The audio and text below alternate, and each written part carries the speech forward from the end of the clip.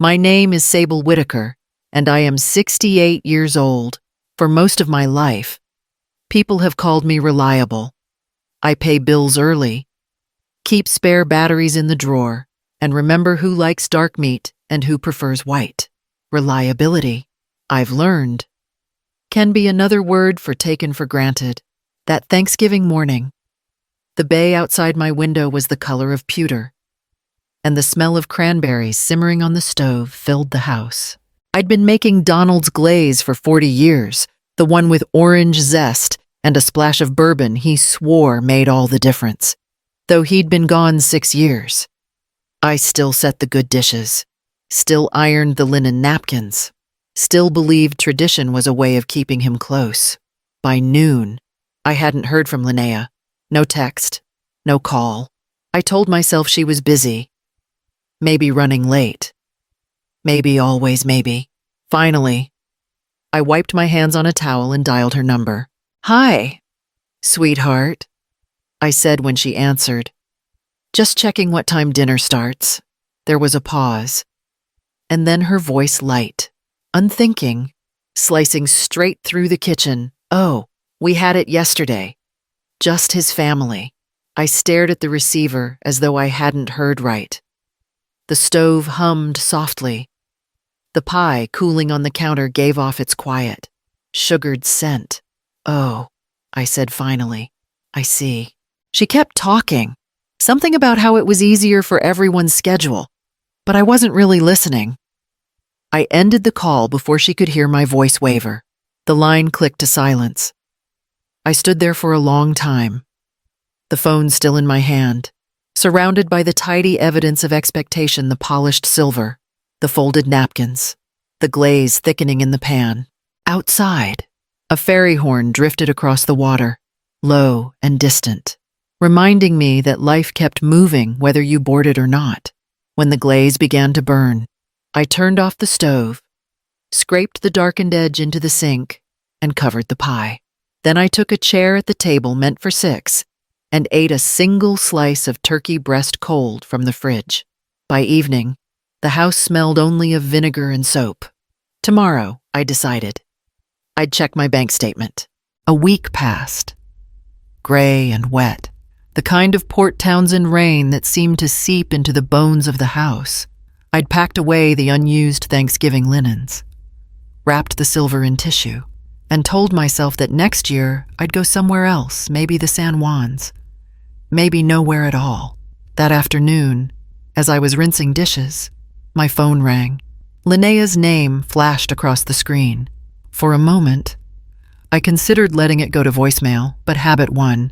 "Mom," she said, her tone sharp, impatient. "The card didn't go through. The florist said the payment was declined."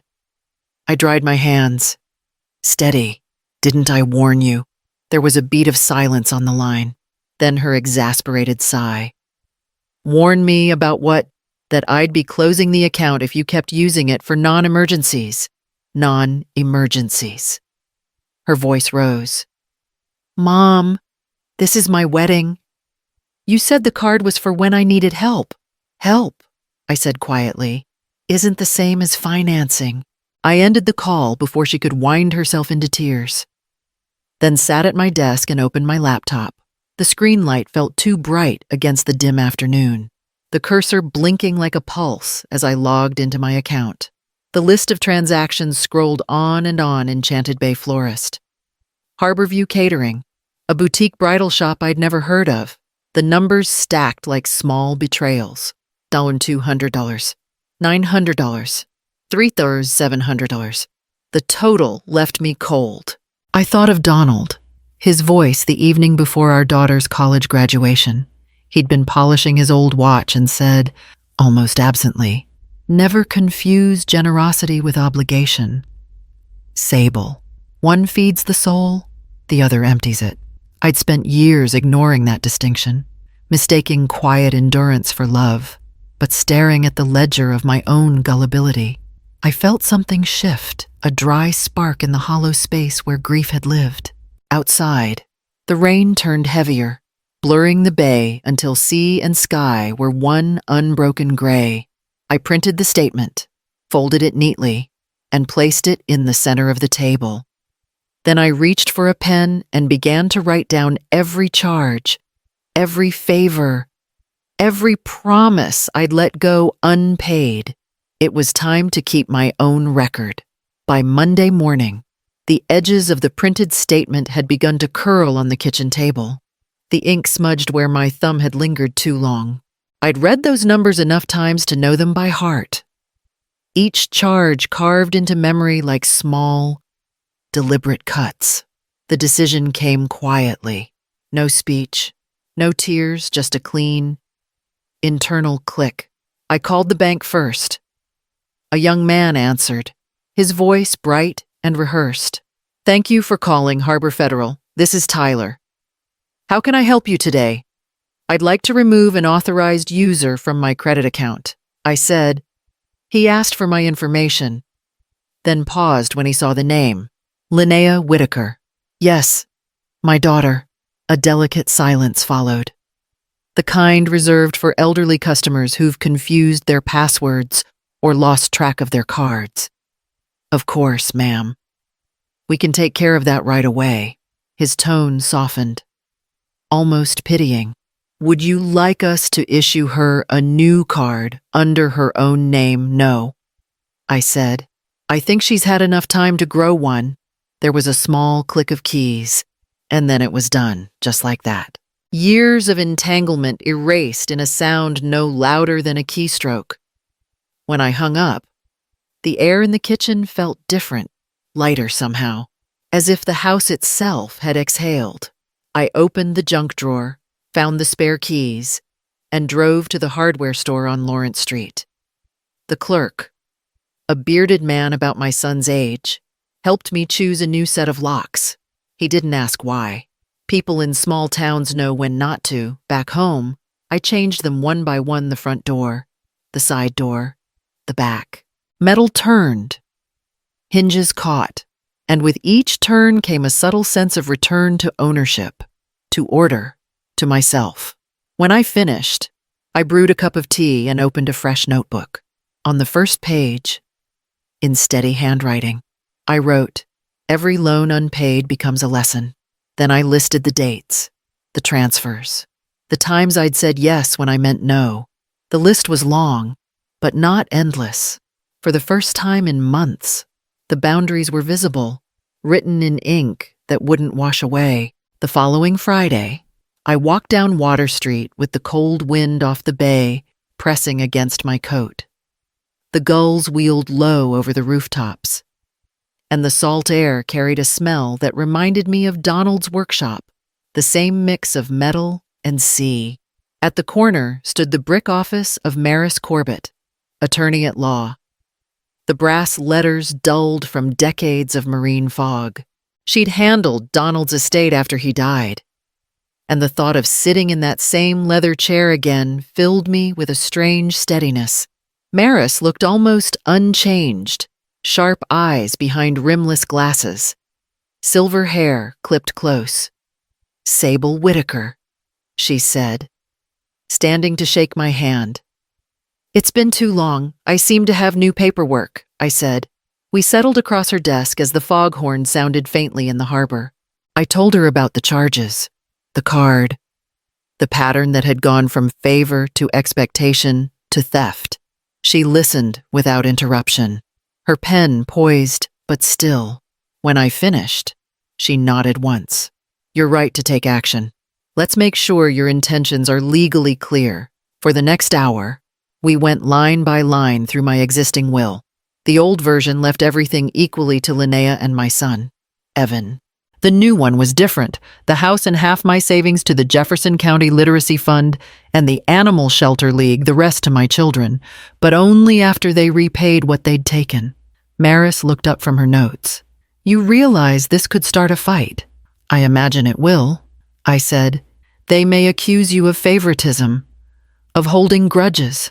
"I've already faced indifference," I replied. "At least this time. I'll be misunderstood for doing something right." Her mouth curved slightly. Donald would have approved. The papers slid from the printer, warm and smelling faintly of ink. I signed them without hesitation, the pen firm in my hand. When I left, the afternoon light had shifted. The bay shone like brushed pewter. At the crosswalk, I paused and looked back at the office door, closed now. But behind it was proof of something solid. Not revenge, not bitterness. Just a record that I had begun to stand where I should have stood all along. The first call came on a Tuesday morning. Just as I was pruning the roses Donald had planted along the fence. My gloves were still damp when I answered. "Mrs. Whitaker, this is Alden Brandt." His voice was polite, measured, the way people sound when they're stepping into someone else's argument. "I think there's been a misunderstanding about the wedding expenses." "There's no misunderstanding," I said. "Only a correction." He hesitated. "Linnea's been upset. She thought, well, she thought you were helping as a gift." "I was helping," I replied, until help became the only language she spoke. There was a silence thick enough to end the call without another word. He mumbled something about hoping to smooth things over and hung up before I had to say goodbye. By Thursday, the siege continued, this time at my doorstep. A woman in a tailored gray coat introduced herself as Margaret Brandt, Alden's mother. She carried a tin of butter cookies and an air of genteel disapproval. "I hope you don't mind my dropping by," she began, stepping into the hall before I could answer. "Linnea's been terribly embarrassed. You know how young people can be with money optimistic." I gestured toward the kitchen. "Would you like some tea?" She smiled, relieved, as though that meant surrender. While the kettle hissed, she went on about family harmony, about not letting small misunderstandings cast long shadows. "You've raised a lovely daughter," she said. "Surely this isn't worth damaging her reputation before the wedding." I poured the tea carefully, the amber stream steady despite the sting in her words. "Reputation," I said softly, "isn't built on what's hidden. It's built on what's made right." She blinked, unsure whether I'd agreed or refused. We drank in polite silence until she realized I wouldn't apologize, then left with the tin still unopened on the counter. When the house was quiet again, I carried the cookies to the trash and washed the cups. The sound of water against porcelain steadied me. My phone buzzed on the counter. Linnea again. "Mom, please." I read it twice, then pressed delete. The kettle clicked as it cooled, the house settling around me with a calm I hadn't felt in years. It was near dusk when a knock sounded at my side door, soft, uncertain. I opened it to find Iris Bell, my neighbor from 2 houses down, holding a small pot wrapped in a dish towel. "I made too much lentil soup," she said, "and I heard, well, I thought I heard voices the other day. Just wanted to make sure you're all right." Her tone carried no intrusion, only warmth. I stepped aside. "Come in before it gets cold." She set the pot on the counter and looked around the kitchen, where the tin of untouched cookies still sat in the trash. Her gaze caught on the folded papers on the table, bank statements, the revised will, though she asked nothing. Instead, she smiled faintly. "You keep a tidy house." "It used to be busier," I said, pouring 2 glasses of the white wine Donald had favored. We ate soup in the fading light, the kind of silence between widows that didn't need filling. When she finally spoke, it was like easing a door off its hinges. "You're not cruel. You know," she said. "You're just tired of paying tuition for lessons your daughter refuses to learn." I felt something loosen in me, a knot I hadn't realized I'd been keeping. "Everyone keeps calling it a misunderstanding," I murmured. But I understood perfectly. She nodded. "We all come to a point where giving stops being love and starts being survival." We sat a while longer, watching the last stripe of orange fade over the bay. When she rose to leave, she touched my shoulder lightly. "If you ever need company, real company, not advice, come by. I paint late." After she left, I rinsed our bowls, leaving one to dry on the rack beside mine. The evening had settled into a kind of stillness that didn't feel empty anymore. For the first time in a long while, I wasn't waiting for anyone to understand. Someone already had. 3 days after the visit from Iris, I heard another knock at the door, firm, deliberate this time. Through the glass, I saw Alden Brandt, Linnea's fiancé, standing awkwardly on the porch. His hands were shoved into the pockets of his wool coat, his expression tight with something that looked like regret. "Mrs. Whitaker," he said when I opened the door, "I hope it's all right that I stopped by. I wanted to speak with you directly."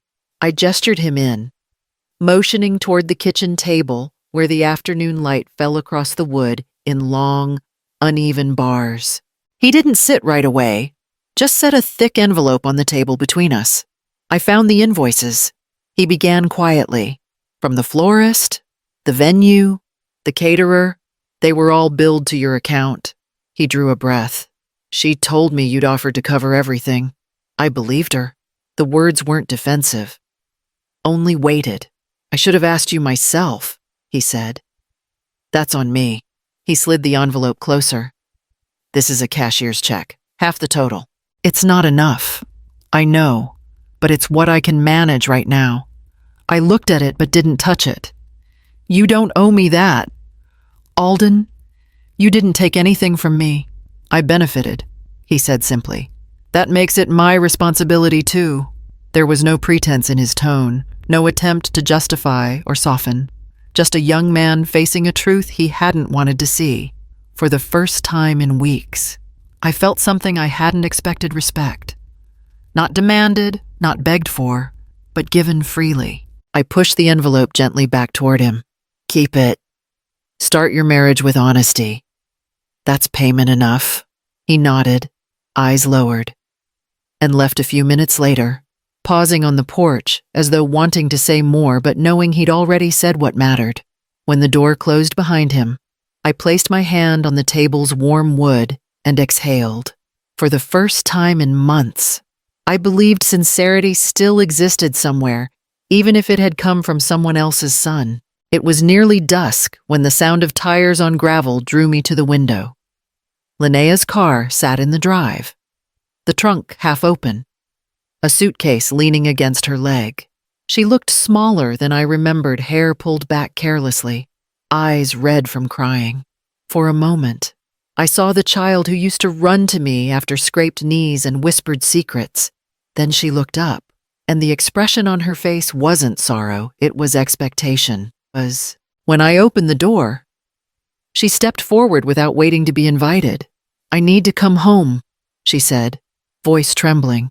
I didn't move from the threshold. "You can come in," I said, "but leave the suitcase on the porch."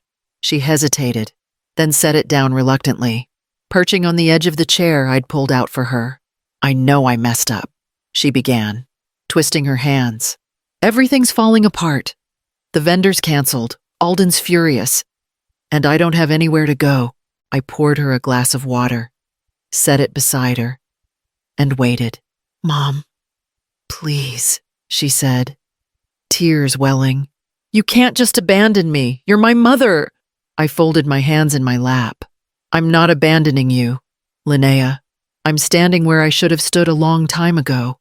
Her voice sharpened. "You're punishing me. Over money. Over one mistake." "One mistake," I repeated softly. $17,000. "And years of forgetting who's kept your lights on. That's not a mistake. It's a pattern." She slammed her palm on the table. "You always think you're better than everyone. Cold and perfect. No wonder no one wants to come here anymore." The words hit like stones. But I didn't flinch. "Maybe," I said, "it's because this house stopped being a place people could take advantage of." For a moment, she looked as though she might apologize again, but the pride in her eyes overrode the grief. "You'll regret this," she whispered. "You'll end up alone." "Alone," I said evenly, "isn't the same as lonely." The air between us went still. Outside, the porch light flickered on, washing her in its pale glow. She reached for the suitcase but didn't look back as she lifted it. When the car pulled away, I stood at the open doorway, the night air cool against my skin. I closed the door gently, turned the lock, and whispered to no one in particular. This door opens to respect, not need. 3 quiet weeks passed. The storms rolled through, washing the salt from the windows, and the air smelled of cedar and rain again. My days filled themselves with small, ordinary things. Reading at the library, pruning the garden, learning how silence could feel like company instead of punishment. On a Saturday afternoon, I hosted tea for Iris and 2 volunteers from the library, women who'd helped reorganize the town's donated books. We sat around the kitchen table as sunlight drifted across the floorboards, the conversation meandering from novels to gardens to the stubborn joy of living alone. There was laughter, soft and unhurried, the kind that didn't demand performance. When the mail arrived, Iris fetched it from the porch, setting a single envelope beside my teacup. The handwriting was neat, deliberate, Alden Brandt. Inside was a small note. Only 1 line. Thank you for your kindness and your honesty. Respectfully, Alden.